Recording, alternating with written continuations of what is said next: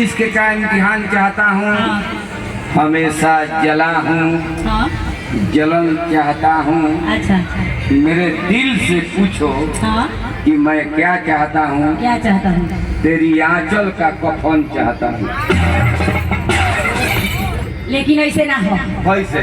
हिने वो कैसे हो? कैसे? सुनो कैसे हो। अरे जब हम जानती तारा नहीं क्यों बुझा? इन्होंने बुझाई तो और देखा तो पाहुन के मुस्कियाई कहाँ हो? तब का बार साढ़ू भाई बात। अरे जब हम जानती कि सैया मिली है करिया। शंकर भगवान करिए। शंकर भगवान से हमरा प्रेम होइए हो तब का शंकर भगवान, शंकर भगवान, एगो शंकर भगवान, हाँ एगो शनकल भगवान। अरे जब हम जानती कि सैया मिलिए करिया। अरे चढ़ल तिलक फेर वही कुमारे रही सैया।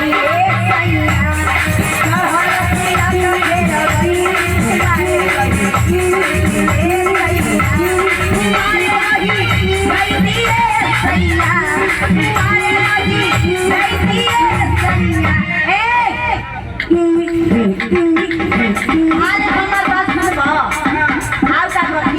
आओ क्या कर तू? अरे नैहर में क्या कर तू? अरे नैहर में खूब कोड़ा वही कुमारे रही नैहर में खूब कोड़ा वही कुमारे रही कुमारे रही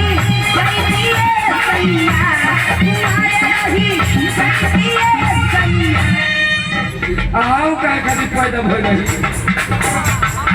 तू न जनबा कहे करी चढ़ल तिलक फेर वही कुमारे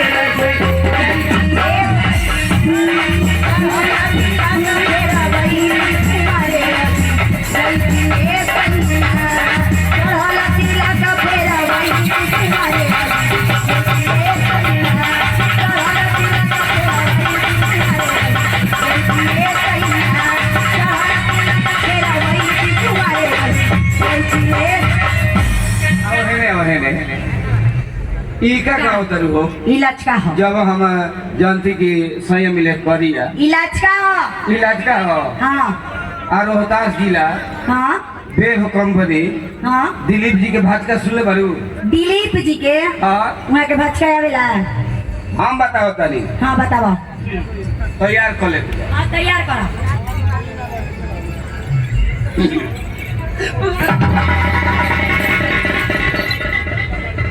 दे रही ना ये भात का हो। काहे ना दे रही? अभी ससुराल के गाछ का शुरू करब नु हाँ तो पुल के नीचे हो जाए। कैसे? अरे जब हम जानती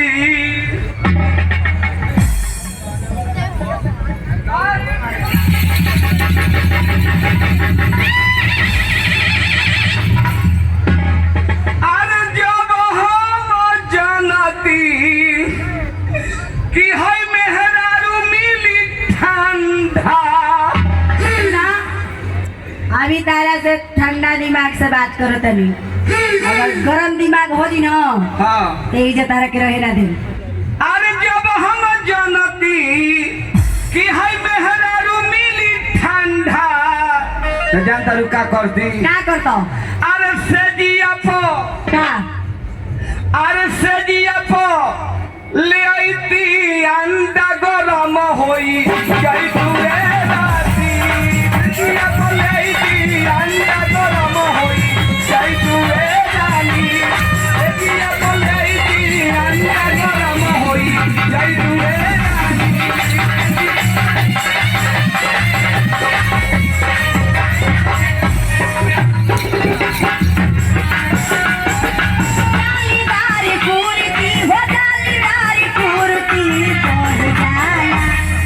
बढ़ जाए राजा जी के फूल